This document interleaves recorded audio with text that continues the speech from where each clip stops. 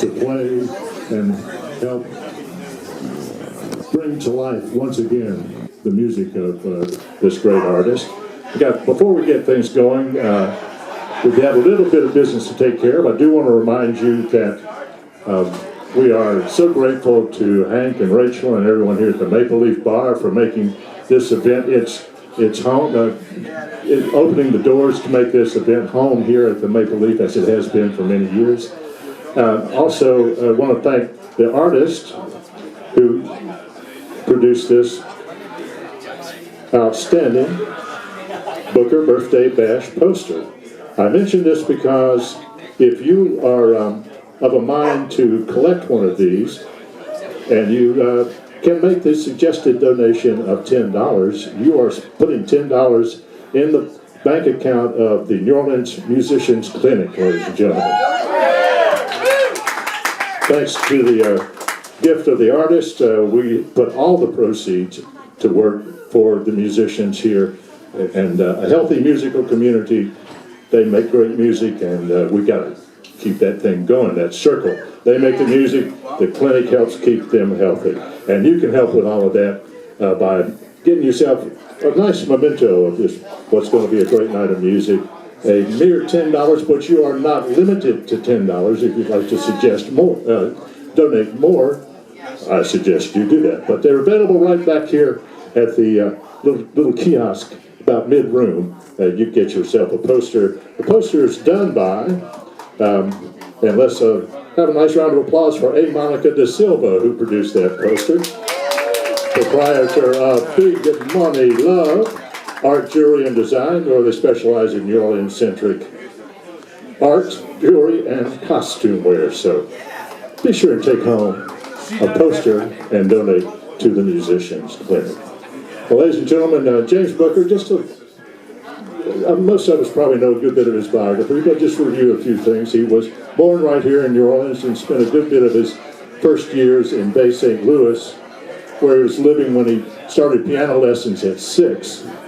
By the time he was 12, he had mastered some very complicated Bach and Chopin. He was getting deeply into New Orleans rhythm and blues. He cut his first record at 15, a Dave Bartholomew tune, and then just a few years later, at 21, he had a bit of a hit, 43 on the pop charts, up to, some say top 10, some say as high as number 3 in the rhythm and blues charts. Gonzo, not at the piano, but organ. B3, which he was also an outstanding proponent of, great organist. So that was, he was just 21, and they named the tune Gonzo, backed by Cool Turkey. Very subtle references to heroin. Later in the 60s, Booker, as he told the authors of Up from the Cradle of Jazz, he was performing nightly at 3 clubs in the French Quarter on B3. The same guy owned all 3 clubs. They were, if you may happen to remember them, Papa Joe's, Madame Francine's, and Poodle's Patio. He had bought, this fellow heard Booker play organ. He bought 3 organs, one for each of his clubs. So Booker played all 3 clubs every night until he got kind of weary of that and recruited Mac Rebenack, taught him a little bit about the keyboard, and turned him loose as his understudy on those organ gigs. Dr. John famously has described Booker as, quote, the best black, gay, one-eyed, junkie piano genius New Orleans has ever produced, end quote. And another interview later, Mac added, this was with John Broden for his seminal Rhythm and Blues in New Orleans.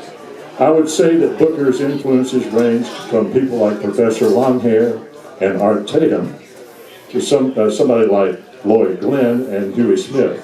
There was such a variety of people that Booker was influenced by that his music was much heavier and much more aware than mine or Alan Toussaint's. And a player who will be performing for us later tonight right here, Josh Paxton, has said basically, talking about Booker, he figured out ways to do a lot of stuff at the same time and make the piano sound like an entire band. It's Ray Charles on the level of Chopin. It's all the soul, all the groove, and all the technique in the universe packed into one unbelievable player. And the great Alan Tucci